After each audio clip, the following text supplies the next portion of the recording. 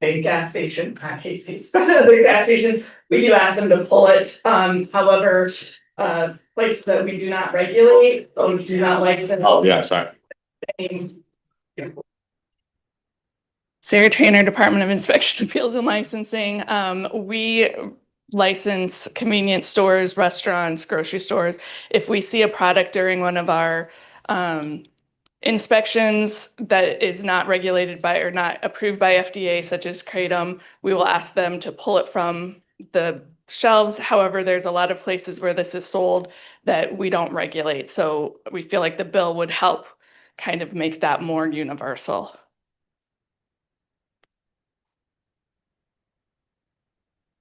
Hi, my name is Sheldon Bradshaw. I'm with the Scientific Association for Botanical Education and Research. I was hoping that I could have 2 or 3 minutes to testify in opposition to the bill. Do I do that now? Great. So by way of background, I'm an FDA regulatory attorney. I previously served as the General Counsel of the United States Food and Drug Administration, Deputy Assistant Attorney General of the U.S. Department of Justice, both of which during the Bush administration. As you're likely aware, the U.S. Food and Drug Administration and the United States Department of Health and Human Services recently asked the U.S. Department of the DEA to schedule a compound called 7-hydroxydestrogenine. The DEA has accepted the recommendation, is actively preparing an emergency rulemaking to schedule 7-OH, which is a synthetic compound derived from mitragynine, which is the primary alkaloid in kratom. We understand that emergency rulemaking may come out in the next 30 days or so, but under Iowa law, the Iowa Board of Pharmacy would then initiate the rulemaking to follow the DEA's scheduling. Importantly, the FDA and HHS made this recommendation to the DEA. They specifically stated that their interest was not in the natural botanical kratom, which is lawfully marketed in the United States and regulated by the FDA as a botanical. And in fact, when they issued their press release, the FDA took pains to note that their actions today were not focused on natural kratom leaf products. Indeed, when the FDA Commissioner, Dr. Marty Makary, recently warned consumers about products containing 7-OH, he specifically stated that they bear no resemblance to the botanical kratom that people have consumed for centuries. At the FDA's request, the Department of Justice has been actively seizing products containing 7-hydroxymitragynine, which are easily distinguished from kratom, and not taking any action against kratom products, which are lawfully marketed under the Food Drug and Cosmetic Act as botanicals, therefore dietary supplements.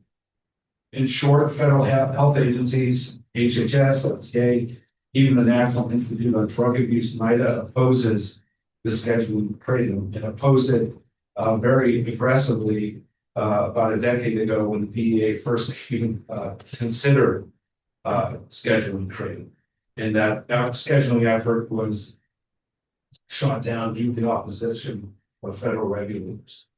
It's consumed for its pain relieving properties. Talking about kratom now, it's currently used on 20 million Americans throughout the United States.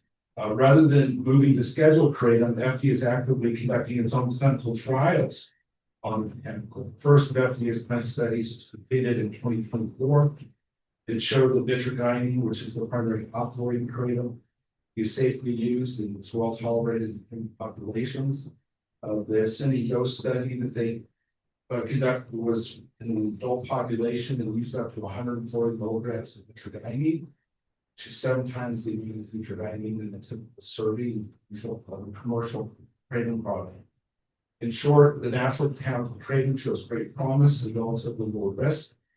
As a result, federal healthcare regulators do not want the botanical schedule. SABR shares their risk-benefit assessment and therefore opposes APF. SABR would, however, support the passage of Kratom Consumer Protection Act, which would impose common sense restrictions on kratom. 17 other states, including a number of neighboring states, have done that, while simultaneously banning synthetic derivatives. like 7OH, and that's what it's strongly encouraged. The state of Iowa would be happy to answer certain questions that you may have. But it was so anyway, would help the committee. I hear. Jen Rashi. Can I have one question? Sorry. Back to. Turn it back on.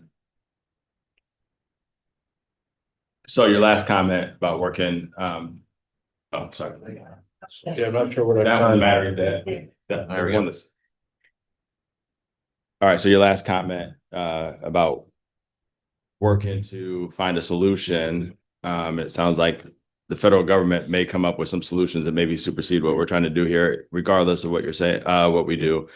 Are the solutions available within this bill the way it's written, or would it have to be completely rewritten? It would need to be rewritten. The current bill bans both kratom and 7OH. What the federal government is doing and what 17 other states have already recently done is to ban 7OH. These derivative synthetics absolutely should be banned. They're dangerous. They're opioids. They have no business being in the marketplace. But kratom should be regulated. It's already regulated by the U.S. Food and Drug Administration. But what the states have done with these consumer protection acts is they've added some additional requirements like age gating, requiring product to be 21 and older, certain labeling information and warnings that states have added through these kratom consumer protection acts.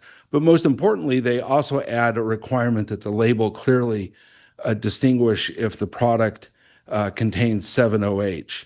And that's an easy way if there's a concern about, well, how does the state differentiate between kratom and 7OH or these synthetic derivatives?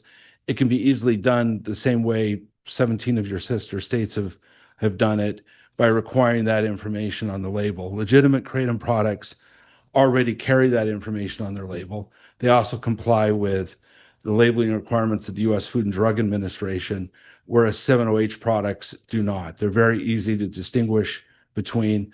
In addition, kratom products conduct testing on their products. That's also required by these state kratom consumer protection acts.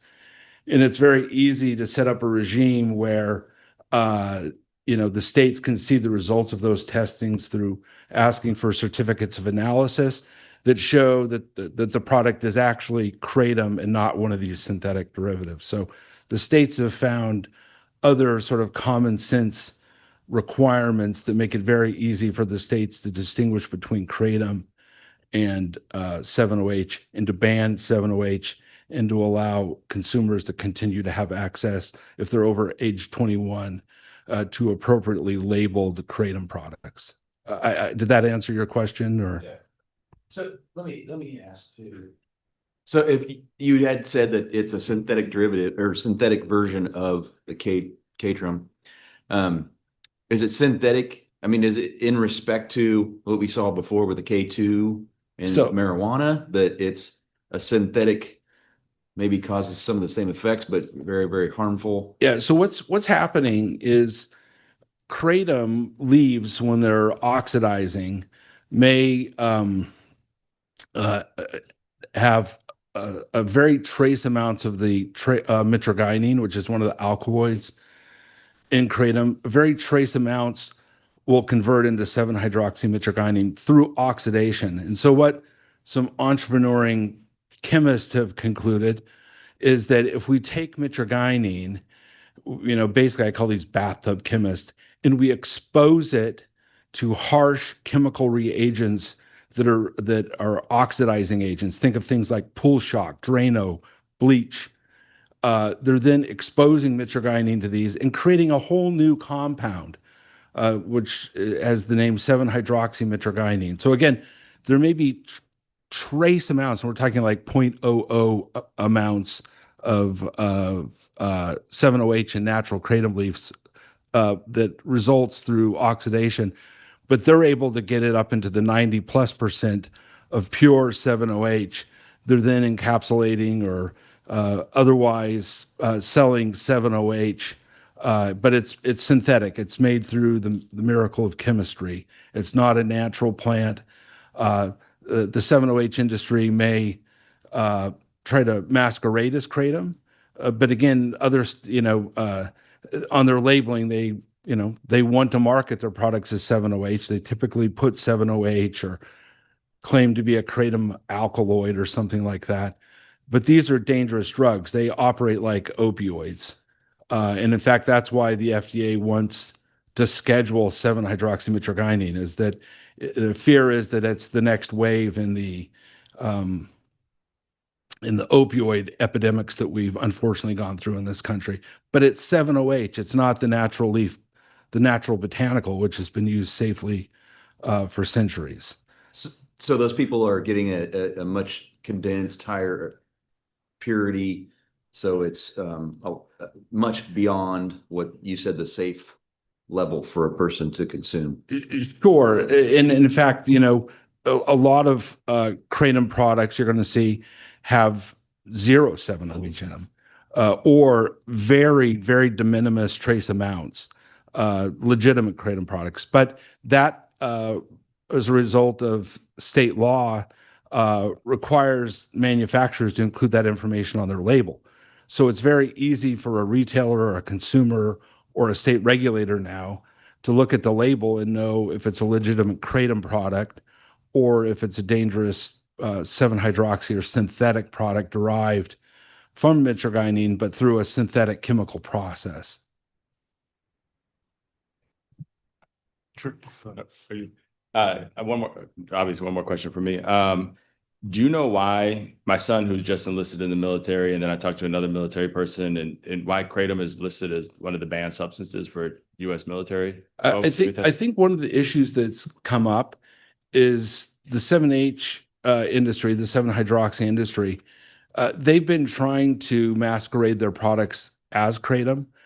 So they will tell people this is kratom. They'll put the words kratom on their labeling. They will use vignettes of kratom leaves. And so a lot of people who've been harmed by 7-OH are left with the impression that they were harmed by kratom. That's one of the things that the FDA is in the process of working on once they have 7-OH banned, and what they've been doing is trying to help explain the differences between natural kratom and these compounds that masquerade as kratom that are really just synthetic drugs. So I think the Department of Defense is likely worried about members of the service taking what really has been 7-hydroxymitragynine, a synthetic opioid, and not natural kratom, not natural kratom. Ready to pass on? Thank you. Yep. Do you want to? Hi, okay. Good afternoon, Jen Rachi, Legislative Liaison with the Department of Corrections. We're currently registered undecided on the bill. Because the legislation establishes a new criminal penalty, we're unable to assess the correctional impact at this time. The one thing that we wanted to note was that our agency has observed an increase in the introduction of this substance into our facilities. And it does represent an escalating threat to security and public safety within our facilities, just because the physiological and the behavioral effects that it has had on the individuals is oftentimes more severe and volatile than other synthetics such as K2 that we've seen historically. So we just wanted to bring that to your attention. Yeah. Spraying compound on paper before.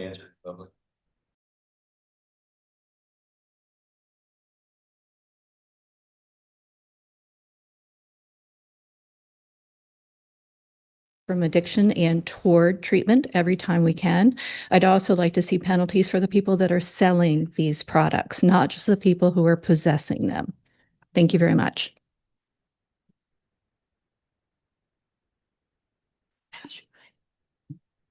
Hello, good morning. I'm Katie Hall. I'm here in personal interest.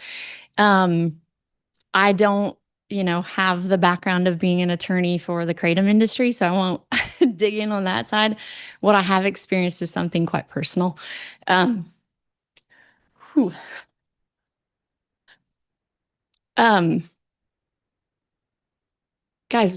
regular kratom is not okay. It all starts here, right? I've seen young adults go from having very vibrant labs to addiction treatment. We need to ban kratom.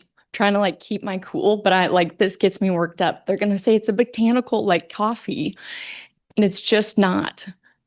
There is no separation in my mind. I have personal experience with a young adult under 21 getting access to this product because it was billed as safe, because it was billed as a mood enhancer, because it was something that he had been told was okay. That's all I have to say. Thank you for listening. Josie Wago, Department of Public Safety. We are currently registered undecided, but I want to be very clear that we do support the premise of the bill in scheduling kratom as a Schedule I controlled substance. Our undecided registration just simply comes from, in our analysis of the bill, it doesn't adequately cover the synthetics, which we think is really important. So if there was an amendment to include language that would cover synthetics, we would be registered in support of it. Today I have with me Susie Scher from the Office of Drug Control Policy. I'm going to turn it over to her to kind of talk further about kratom numbers here in Iowa specifically. Thank you. I'm Susie Scher. I'm Bureau Chief of the Iowa Office of Drug Control Policy. We're part of the Department of Public Safety. I would like to take just a minute to counter a few of the points that have been made and that you'll likely hear. First, the compound 7-OH is in fact found in the natural kratom plant.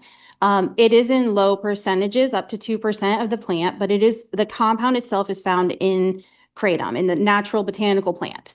So we have mitragynine, which is the primary compound, and then we have 7-hydroxymitragynine, which is 7-OH, which is the easier way to say it, which is also found in the plant. So if you go down the regulatory route, it's not as easy as some would like to make you think it is to differentiate, right? So if we send a product off to the DCI lab, they can test for those compounds and they can identify that, yes, in fact, 7-OH is found in this product, but there's no way to know if that's the 7-OH that's in the natural kratom product that was presented, or if it's 7-OH, the synthetic version that, like you, to your point about K2 and the THC products and those kinds of things where they're synthesizing them and they're producing them at very high potent doses.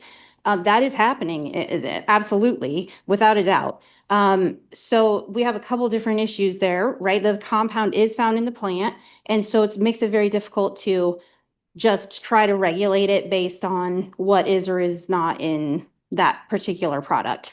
Also, the first reports of 7-hydroxymitragynine reported to the DEA's National Forensic Laboratory Information System happened in 2025. So these synthetic compounds are relatively new to the market.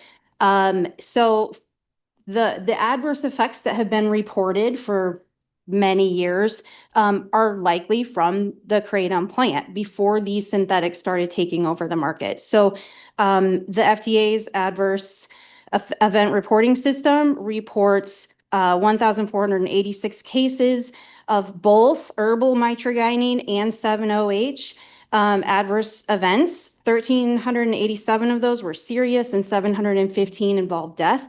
In Iowa, we've had 92 cases reported by our state medical examiner where mitragynine, that primary compound in the kratom plant, was a contributory factor in that death. We've seen increases in poison control center calls. They've gone up over 120%. Just in the last couple of years. Most of those are intentional abuse, misuse, or withdrawal. That's why they're calling the Poison Control Center. So we're seeing adverse effects happening with the kratom plant itself. And based on the fact that these newer compounds are just coming into the market recently, we can go back a long time and see that there are, in fact, health effects that are happening. We've also heard now for a couple of years that babies are being born here locally in our Des Moines area hospitals, going into the NICU with opioid withdrawal symptoms. We don't have numbers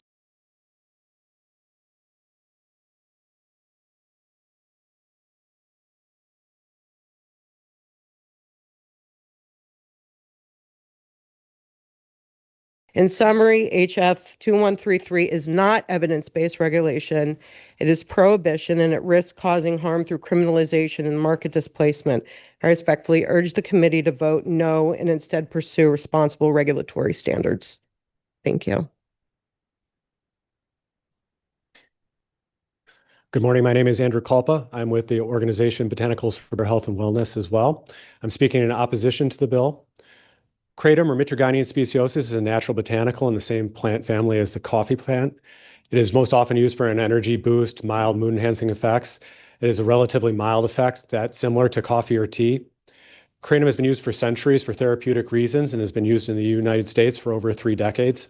In the last 5 years, we've seen over 400 peer-reviewed medical and scientific articles supporting the therapeutic use of kratom in an adult population from institutes such as Johns Hopkins University School of Medicine and the University of Florida. The U.S. Food and Drug Administration has published their own human clinical trial on kratom showing that it is well tolerated in adult population and in large amounts, amounts that well exceed that's available in the consumer market. Despite statements to the contrary, kratom is regulated by the federal government. Kratom is a botanical and sold as a dietary ingredient. The FDA has specific rules related to manufacturing, testing, labeling, and label claims related to the sale of those kratom products. Similar to that of traditional food products in the US. Kratom is not a pharmaceutical. It is a natural plant. Therefore, you're not going to have a situation where it would be prescribed for a specific use and it would be seeking pre-market approval. The FDA does not approve quote unquote dietary ingredients. There is a abundance of caution that needs to be taken by companies for a reasonable basis for safety for those products being out there. But unlike pharmaceutical products, dietary ingredients are not approved by the federal government. In addition to the FDA regulations, 17 states have passed legislation favoring the sale of kratom within those states, subject to certain levels of testing, labeling, and age gating. It also restricts the amount of 7-hydroxymitragynine that might be in these products and restricts the use of other synthetic non-natural components. In many of these regulation regimes, manufacturers are required to submit third-party certificates of testing from independent labs in order to confer what is actually in those products. This includes testing for the absence of residual solvents and heavy metals, as well as the doping or indoctrination of other synthetic ingredients into the product. Enforcement has occurred in many of these markets, and including markets such as Kentucky and Florida, where they actually scheduled 7-OH and had a parallel regime that was